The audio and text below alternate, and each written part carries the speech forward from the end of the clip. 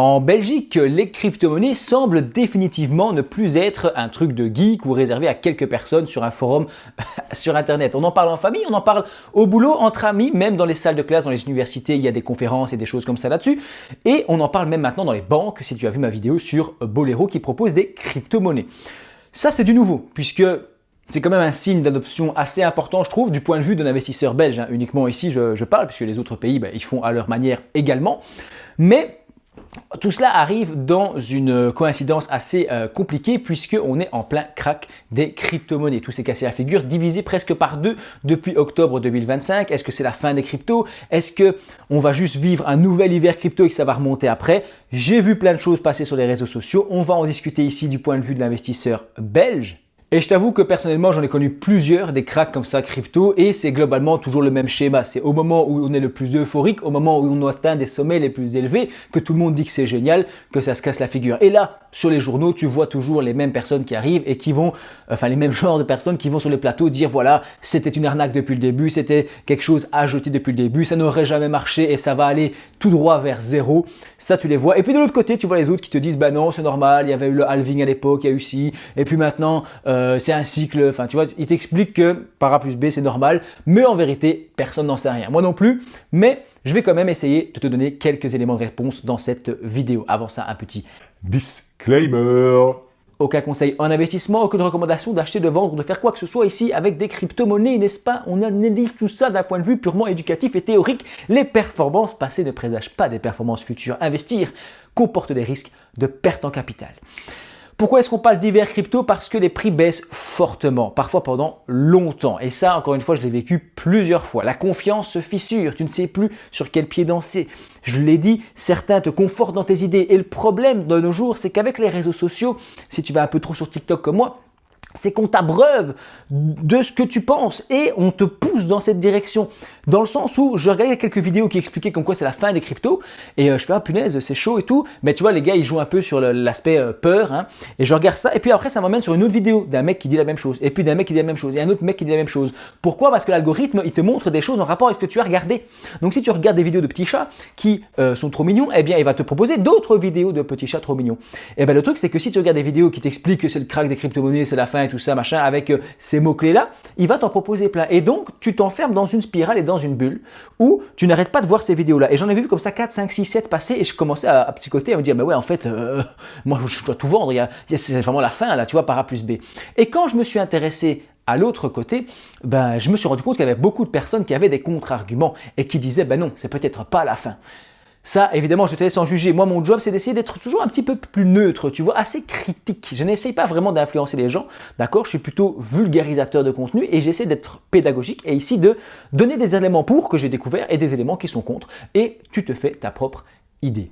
Premier élément mis en avant par la plupart des détracteurs, c'est que le Bitcoin a échoué dans son rôle de réserve de valeur refuge. On parlait de l'or numérique, mais à un moment on en parlait beaucoup il y a quelques années et c'était mis beaucoup en avant. Même si Bitcoin n'a jamais voulu être l'or numérique, ou en tout cas c'était pas dans son ADN de base. C'est pas pour ça qu'il a été créé à la base et c'est pas comme ça que ça a fonctionné. J'ai fait d'autres vidéos un peu plus historiques sur le sujet si tu veux les voir, mais en gros c'est pas prévu à la base pour être un or numérique. Donc ça c'est une première chose. Mais en tout cas c'est le rôle qu'on voulait lui donner et on voit qu'il a échoué puisqu'il va dans le même sens que les actions et même pire, et dans un sens inverse parfois à l'or.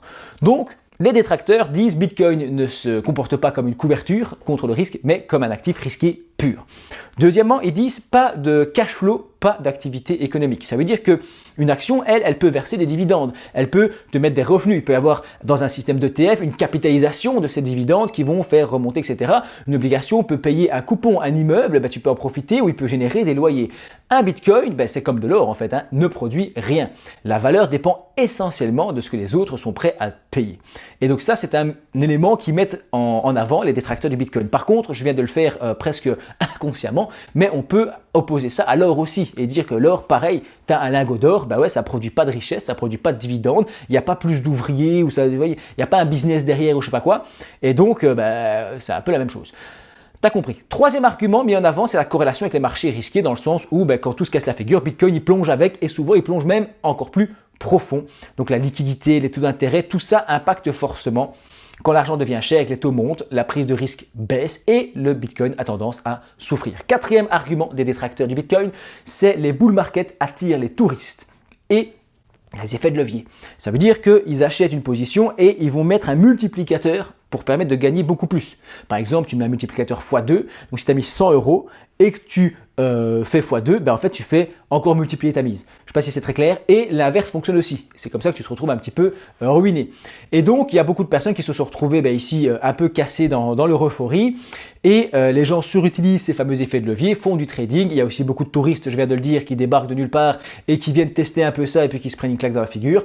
Tout ça crée des spirales et on pensait que c'était un peu derrière nous puisque les institutions et tout ça étaient rentrés sur le terrain, et pourtant ça semble revenir comme il y a 4 ans, 8 ans, 10 ans. Je m'en rappelle encore des moments où il y avait, c'est vraiment le même sentiment que j'avais à l'époque. Cinquième élément que j'ai vu beaucoup passer sur les réseaux et dans les journaux et les émissions, etc., c'était la décentralisation, puisque beaucoup disent que Bitcoin était censé être décentralisé, hors des banques, que si l'euro, le dollar disparaissait, on aurait toujours nos Bitcoins. Et pourtant, on se rend compte que finalement, ça ne réduit pas forcément notre dépendance aux intermédiaires, dans le sens où maintenant, on achète ça via des plateformes bancaires, via des institutions, via des produits financiers, des ETF, via des banques. Et donc, paradoxalement, on revient en fait de nous-mêmes vers ces intermédiaires. Même si évidemment que les pure players, les gens qui sont à fond dans le Bitcoin, ils ne vont pas forcément vers ces plateformes-là et ces systèmes d'investissement-là, puisqu'ils sont peut-être moins là pour l'investissement pur. Et aussi que il n'y a pas trop le choix avec toutes les lois qui ont été mises en place, MiCA, DAC8, etc. au niveau européen, tu es un peu obligé en fait. Donc c'est un argument, c'est pas notre faute. Passons maintenant plutôt aux fans du Bitcoin et à ceux qui ont des contre-arguments qui sont ici en faveur des crypto-monnaies. Premier contre-argument, ils disent qu'un actif peut être volatile. Ça ne veut pas dire forcément qu'il est mauvais. Il peut se casser la figure, survivre et revenir. Ça s'est vu plein de fois dans plein de choses et c'est pas une preuve de mort, c'est une caractéristique. Deuxième argument, ils disent qu'aucun actif ne monte en ligne droite, que même si ici la volatilité fait un peu mal, il y a des plus hauts historiques, il y a des baisses parfois pendant des années, puis ça remonte, et donc que ça fait partie aussi des cycles d'investissement et qu'on retrouve ça dans beaucoup d'autres actifs sur lesquels on crache beaucoup moins. Troisièmement, le halving et la rareté programmée.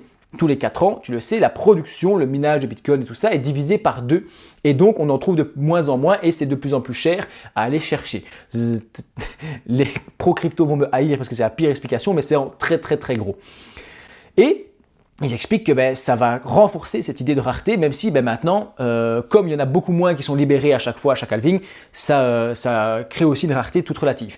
Autre contre-argument, ils parlent du réseau. Ils disent que c'est ça l'actif. Pour eux, la valeur, ce n'est pas juste un objet, une crypto-monnaie et un prix dessus, c'est l'accès à un système de transfert de valeur résistant à la censure avec un historique plutôt public sécurisé par un réseau mondial. Donc c'est ça qu'ils mettent en avant. Ils nous parlent aussi de l'adoption institutionnelle qui change pas mal la donne. Tous les BlackRock et compagnie qui se sont lancés et qui ont commencé à racheter en masse du Bitcoin et des crypto-monnaies, qui en ont vendu aussi pas mal récemment. Donc ça, c'est un peu moins encourageant. Mais ça renforce quand même l'hypothèse selon laquelle le système pourrait être pérenne et durable. En tout cas, c'est une probabilité et à aucun moment ça peut rendre le prix stable. C'est ça, pas ça que ça veut dire, mais que, en tout cas, ça peut créer une histoire sur le plus long terme. Donc leur conclusion, c'est souvent qu'on est dans un hiver de crypto, c'est une phase de nettoyage où les touristes vont un petit peu se faire éjecter et laisser tomber. Ça va chasser un peu l'euphorie et l'abus, éliminer un peu l'excès des effets de levier. Et ça fait partir les touristes, je l'ai dit, on va garder juste les acteurs les plus résilients. Ça, c'est un peu le discours de ceux qui sont pro-crypto. Évidemment, qui a raison, l'avenir nous le dira, personne ne peut le dire avec certitude aujourd'hui. Mais les fans de crypto, ils insistent sur un élément, c'est que le Bitcoin, c'est pas juste un prix sur un écran ou un petit logo sur une application de téléphone. C'est des mineurs derrière, c'est des gens qui bossent, c'est tout un écosystème, c'est des entreprises, des sociétés qui achètent du matériel, qui amortissent, qui créent des machines, etc. Et donc, même si oui, c'est une monnaie digitale et qu'on pourrait se dire, contrairement à une action, il n'y a rien derrière. Derrière l'action, il y a des gens qui bossent, il y a des gens qui ont un emploi, il y a des familles. Ici, derrière la crypto-monnaie, il y a quand même en fait un peu tout cet écosystème, mais de manière plus indirecte. Je ne sais pas si tu vois exactement où je veux en venir. Donc ici, la chute ne veut pas dire la fin du réseau, mais c'est quand même à prendre en compte. Ça coïncide ici justement, je l'ai dit, en mi-février avec le lancement des crypto-monnaies sur la plateforme belge Bolero depuis le 16 février si je ne me trompe pas. Et donc une offre assez grand public sur un courtier belge, c'est quand même assez ahurissant. J'ai fait une vidéo sur le sujet, je ne sais pas si elle est sortie à l'heure actuelle. Et je terminerai cette vidéo de réflexion sur le fait que moi, ce que je trouve vraiment bizarre juste dans cet hiver crypto en particulier, c'est pas qu'il soit survenu, parce que c'est arrivé plein de fois, Mais c'est surtout le timing en fait. C'est le moment où il y a une adoption un peu plus large, où je viens de le dire, il y a des plateformes traditionnelles qui s'intéressent à ça, il y a des institutions, il y a de plus en plus de règles, MiCA, DAC8 et tout. Et c'est à ce moment-là que ça se casse la figure, tu vois. Et donc, est-ce que le marché était aussi mature qu'on aurait pu le penser, oui ou non? C'est des questions un peu sensibles et qui sont un petit peu bizarres. Mais peut-être que finalement, ce sont ces éléments-là aussi, cette volonté de réguler les crypto-monnaies qui fait que ici, ça se casse un peu plus la figure. Bref, j'espère que cette vidéo elle t'a intéressé. Donne-nous ton avis en commentaire, toujours sans conseil en investissement, c'est intéressant. Je te dis merci d'avoir regardé cette vidéo jusqu'au bout.